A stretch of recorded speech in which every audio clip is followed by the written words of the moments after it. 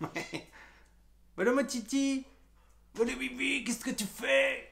Qu'est-ce que tu fais? Qu'est-ce que c'est? Oh, ce serait-il pas un os géant en vente sur le shop de la famille Q? Hein? Est-ce que c'est ça? Oh oui. Enfin en vente, bientôt en vente.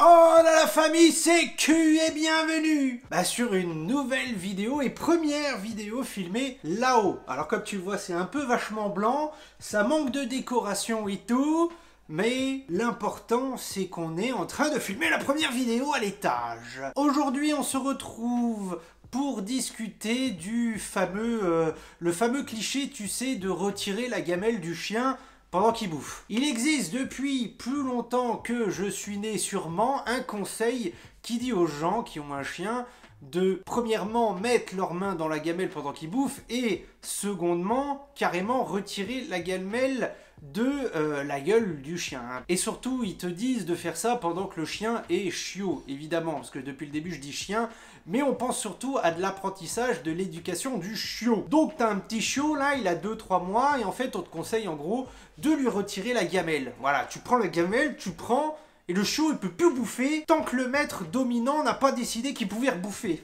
Bon, comme tu le comprends, ça fait suite aux vidéos que j'ai faites les dernières fois. Je vais pas revenir là-dessus, t'as qu'à aller voir la vidéo. Et le conseil de retirer la bouffe au chien, en fait, il est souvent double. Parfois, tu lis des choses liées à la dominance. Moi, ce qui m'intéresse le plus, c'est plutôt le second côté. Est-ce que tu as déjà entendu ou lu sur l'internet le genre de phrase suivante: tu dois pouvoir toucher à la gamelle de ton chien ou de ton chiot quand t'en as envie. Parfois c'est tourné différemment, mais je pense que on a tous ici présents, toi comme moi, déjà vu quelque chose ou entendu quelque chose de la sorte. Bien, moi personnellement, je t'invite à ne pas faire cet exercice. Alors effectivement, je suis d'accord, il faut pouvoir être autour de la gamelle du chien sans que le chien, il te bouffe la gueule. Parce qu'effectivement, si t'as un gosse qui s'approche d'une gamelle et un chien qui lui bouffe le cul, c'est euphémisme un petit peu gênant. Bon, bien sûr qu'il faut essayer d'éviter d'avoir un chien réactif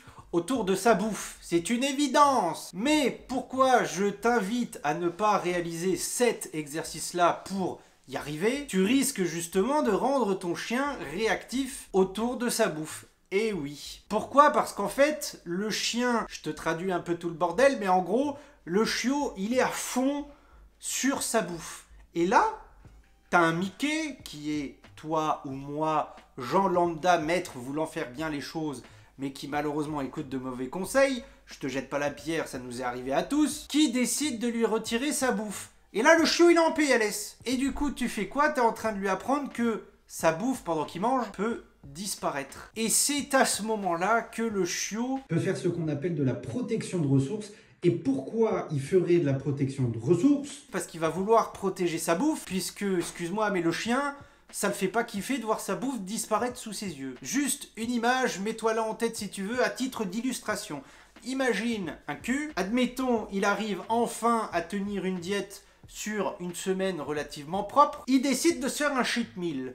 Dans son cheat meal, il se fait des pizzas napolitaines maison, ou alors, par flemme, il se ramène un gros biquet, là. Un gros biquet sa mère avec des frites, cheese and bacon. Le summum du kiff dans son cerveau de droguer à la bouffe. Et là, t'as un Mickey, toi ou Julie, qui enlève au cul dessous sa gueule en train de baver son cheat meal. Mais tu crois que je vais réagir comment, frérot? Tu crois que je vais dire c'est bien, je suis content, c'est super, et attendre comme ça sagement? Mais je te saute dessus, mon ami. Je te roule dessus, je te fais une descente du coude, un peu comme l'autre éducateur pour dominer son chien.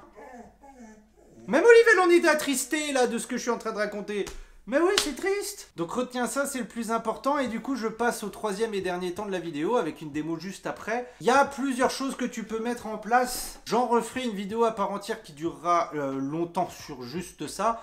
Mais aujourd'hui, je voulais te donner un exemple qui effectivement est un exercice que tu peux faire tranquillou, qui va te permettre d'interagir avec la gamelle du chien pendant qu'il mange avec du positif et non du négatif.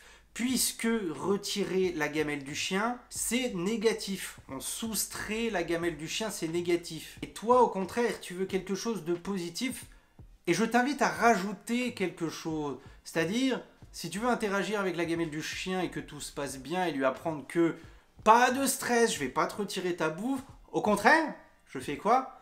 Je peux t'en rajouter. Comme ça, le chien, il va se dire, bah, si quelqu'un vient me toucher ma bouffe, c'est vachement cool puisque il peut me rajouter à bouffer. Et bouffer, bah, ça fait plaisir. Pas qu'au chien, à moi, ça va vite partir, va falloir que je sois super rapide. Évidemment, je disais pas qu'elle se jetterait sur la bouffe puisque ça, bon, bah, c'est acquis. Mais je parle qu'elle va manger vachement rapidement. Donc, à titre d'illustration, je vais pouvoir le faire très peu de fois, mais rapidement quand même. Olive, tu manges? Avec Olive, il n'y a pas trop de problème. On l'a habitué, je peux bouger sa gamelle, il n'y a pas de problème. Mais plutôt que de lui retirer à bouffer, pourquoi tu ne lui en rajouterais pas? Comme ça, ton chien, il voit ta main dans sa gamelle. Mais il se dit, oh putain, il me rajoute à bouffer! C'est la fête! Ah mon gosse, regarde! T'as vu? Oh oui, en plus elle le bouffe dans mes doigts! Oh là là! C'est incroyable! C'est incroyable! Et évidemment, tu fais pas ça pendant 8 ans! Hein? Puisqu'on va pas faire chier le chien pendant 10 heures non plus par jour!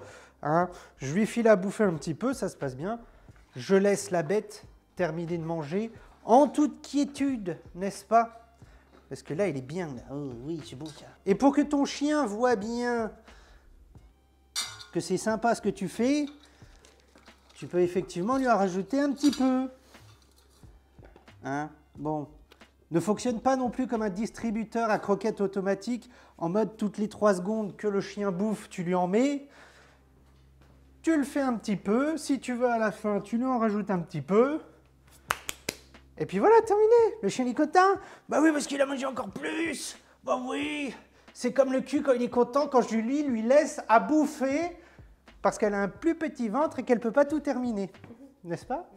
Oui. Et comme ça, le chien, ce que tu risques, c'est que quand tu vas toucher sa gamelle ou t'en approcher, ou alors un enfant va s'en approcher, le chien, en fait, il va se dire « Oh putain, ça peut être trop bien !»